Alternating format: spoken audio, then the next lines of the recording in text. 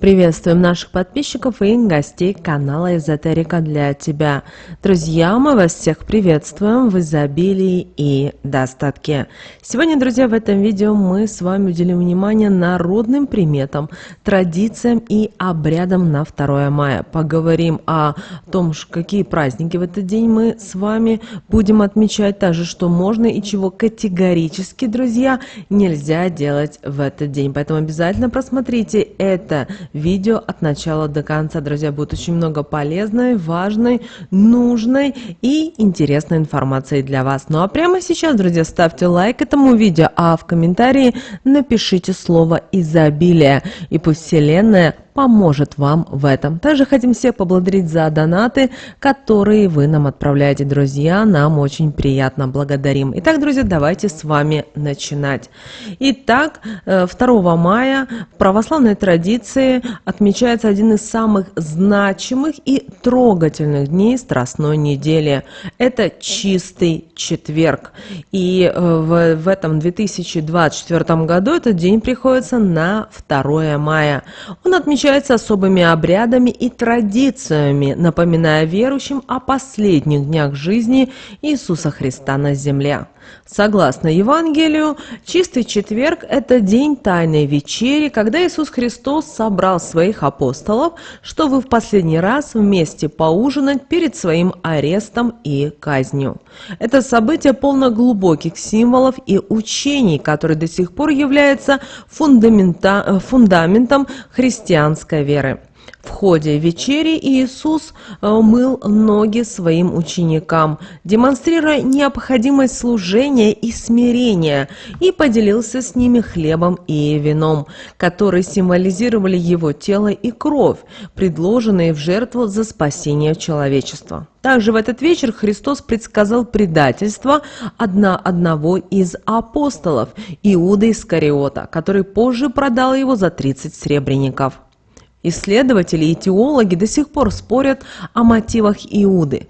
Некоторые считают, что Иуда разочаровался в Иисусе как в Мессии и решил проверить это, ожидая, что Христос проявит свою божественную силу и освободит Израиль. Другие предполагают, что действие Иуды было частью божественного плана, необходимого для исполнения пророчеств. Чистый четверг в православии ассоциируется с обновлением и очищением. В этот день в храмах совершается особая литургия, включающая чтение молитв о покаянии и о прощении. Также традиционно верующие участвуют в ритуале омовения ног, напоминая о смирении служения, который демонстрировал Иисус. В домашних условиях Чистый четверг также время для внутренней работы над собой и подготовки к Пасхе. Многие православные христиане проводят этот день в молитвах, в посте и в подготовке пасхальных блюд. Это время, когда можно задуматься о своих поступках, очиститься от негатива и обновить свои намерения перед великим праздником Воскресения. Великий четверг или Чистый четверг – один из ключевых дней Страстной недели, предшествующей Пасхе, наполненный глубокими и символичными традициями. Этот день в православной культуре отмечен ряд обрядов, направленных на духовное очищение и подготовку к главному христианскому празднику. Одним из важнейших ритуалов Великого четверга является омовение. В отличие от распространенного мнения о вечернем умывании, традиция гласит, что процедуру следует проводить рано утром до восхода солнца. Для омовения предпочтительно использовать серебряную посуду, например, использовать серебряную ложечку. Верующие зачерпывают воду ложечкой и обливают ею лицо, что символизирует очищение от грехов. После утреннего омовения в Великий четверг принято тщательно убирать в доме. Этот обряд включает вытирание пыли, мытье полов и окон. Чистота в доме символизирует избавление от всего негативного, что накопилось в течение года. Считается, что такая уборка будет способствовать обновлению и очищению не только жилища, но и жизни его обитателей. Еще одной традицией этого дня является пересчет денег, который нужно провести 3 раза – до восхода солнца, в полдень и после заката. Этот ритуал призван привлечь богатство и удачу в финансовые дела домочадцев. Ключевым элементом подготовки к Пасхе в Великий Четверг является выпечка пасхальных куличей и покраска яиц. Народная традиция гласит, что тесто для куличей должно быть замешано утром, а к вечеру уже после молитвы начинается процесс выпечки. Качество куличей обозначает определенные знаки. Если пышный и вкусный кулич, то это предвещает счастье и благополучие, в то время как неудачный – трудности и невзгоды. Чистый четверг православной традиции насыщен различными обрядами, которые имеют глубокий символический смысл и направлены на очищение, защиту от зла и привлечение благополучия в дом. Эти ритуалы отражают народные верования и практики, передаваемые из поколения в поколение. Один из таких обрядов – это ритуал снятия порчи. Согласно народной традиции, перед закатом необходимо умыться, проговаривая специальные слова, смывая то, что на меня напустили, то, чем душа и тело мается, все чистым четвергом снимается. Этот обряд направлен на избавление от негативного влияния, тем самым восстанавливая душевное равновесие и физическое здоровье. Существует также обряд, и направленный на помощь незамужним девушкам. Во время весенней уборки девушка должна сказать: «Как светел и красен чистый четверг, так и я всех буду прекрасней».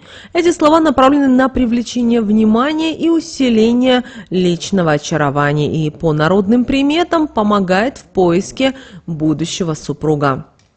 Еще один обряд касается восстановления мира и гармонии в семейной жизни.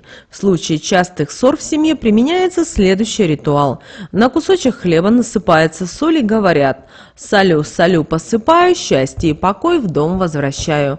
Соль, как вы знаете, издавна считается символом защиты и очищения, а также способствует укреплению семейных уз. Также в чистый четверг имеет важное значение четверговая соль. Верующие должны насыпать горсть соли в маленький мешочек и хранить ее в течение года. Считается, что такая соль, заготовленная в чистый четверг, обладает особыми целебными свойствами. Это может использоваться и для лечения болезней или как защита от негативного воздействия. Кроме того, 2 мая православная церковь почитает двух святых с одинаковым именем, но жившие в разные эпохи. Это Иоанн Ветхопещерник и Иоанн Воин. Эти две личности отличаются своими историями и духовным вкладом в христианство. Иоанн Ветхопещерник жил в VIII веке. В молодости он совершил паломничество в Иерусалим, что является значимым этапом в жизни многих христианских монахов. После паломничества он поселился в лавре преподобного Харитона, известной также как Ветхая Лавра, старейшая из палестинских монастырей. Этот монастырь находится недалеко от Вифлеема, вблизи Мертвого моря. Иоанн Ветхопещерник, живя в монастыре, достиг высокого уровня духовного совершенства и впоследствии был рукоположен в священнический сан. Он оставил после себя наследие как пример монашеской жизни и духовного самосовершенствования. А вот Иоанн Воин жил в IV веке и служил в войске императора Юлиана Отступника во времена гонений на христиан. Несмотря на свою службу, он активно помогал христианам, он содействовал их побегам, предупреждал о предстоящих облавах и посещал заточенных в темнице единоверцев. Он также был известен своей благотворительностью, утешая скорбящих и посещая больных, что говорило о его глубокой вере и сострадании. Когда император узнал о деятельности Иоанна Воина, он приказал заключить его в темницу в ожидании казни. Однако после смерти Юлиана Отступника в 361 году во время сражения с персами Иоанна освободили из темницы. Святой прожил до глубокой старости. После его смерти, согласно преданию, он явился благочестивой женщине и указал место своего погребения, что привело к переносу его мощей в церковь апостола Иоанна Богослова в Константинополе. Мощи Иоанна Воина считаются чудотворными. Также 2 мая в православном календаре отмечается День памяти святой блаженной Матроны Московской, одной из самых почитаемых русских святых нового времени. Матрона Дмитриевна Никонова, известная как Матрона Московская, прожила жизнь, оставив после себя славу мощной целительницы и наставницы. В День памяти Матроны Московской, который отмечается ежегодно 2 мая, верующие собираются у ее мощей, которые находятся в Покровском монастыре в Москве. Люди приходят сюда, чтобы молиться у могилы святой, просить об исцелении и защите от болезней. Даже утверждается, что многие получают исцеление от своих болезней еще до начала медицинского лечения. В этот день предписывается заниматься домашними делами, такими как уборка или все то, что нужно вам, а также вести работы на даче и в огороде. Также это время благоприятно для проведения различных обрядов на защиту от недоброжелателей и сглаза. В День памяти Матроны Московской не рекомендуется отказывать в помощи нуждающимся, ходить в старой или грязной одежде, ругаться или выяснять отношения, начинать новые дела или отправляться в дальние путешествия. Также следует избегать и примерки чужой обуви. Для того, чтобы почтить память Матроны Московской, верующие читают молитвы, которые посвящены ей, посещают храм для участия в богослужении. Рекомендуем поставить и вам свечу в церкви в знак уважения к святой. В народном календаре 2 мая отмечается День Ивана Ветхопещерника Святого, к которому обращаются за защитой от напастей и для благополучия в семье. В этот день наши предки проводили ритуалы, которые символизировали встречу весны и начало сельскохозяйственного сезона, одним из самых ярких которых было надевание весны в новые одежды. Согласно традиции, в этот день крестьяне выносили в поле холсты, которые символизировали новые одежды для весны.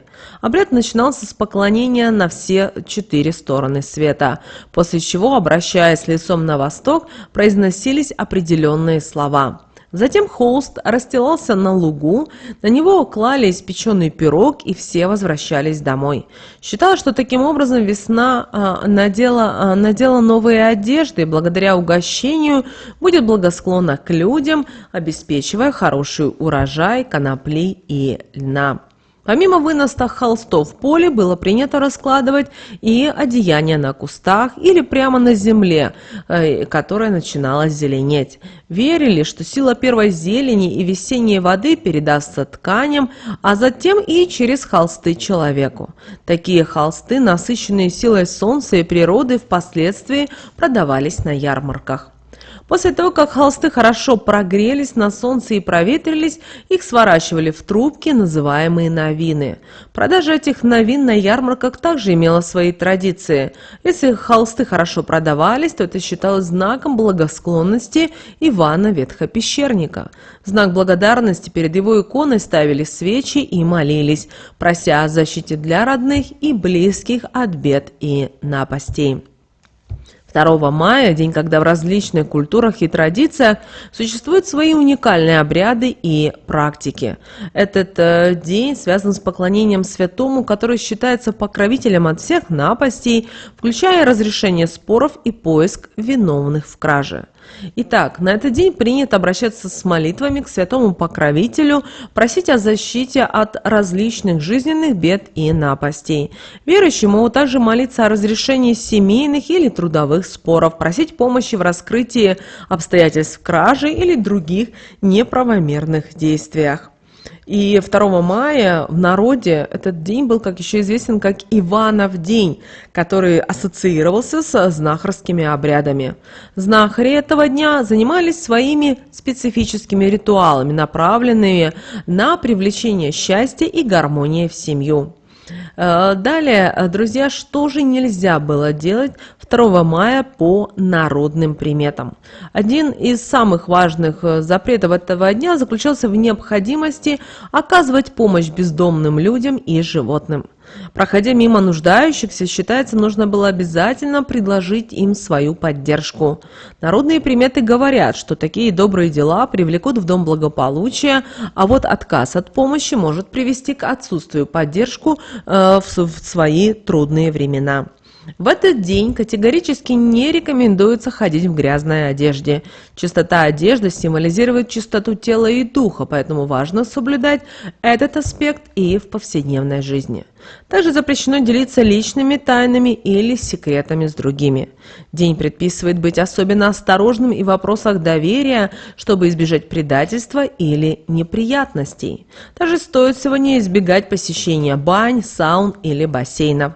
Считается, что такие места в этот день могут быть источником нежелательных энергий и даже вести к ухудшению здоровья. Не рекомендуется заниматься тяжелой физической работой. Перегрузки в этот день могут привести к усталости или болезни, что нежелательно с точки зрения народных примет и традиций. Также следует избегать сегодня ссор и конфликтов с членами семьи. Гармония в доме в этот день считается залогом благополучия на долгое время.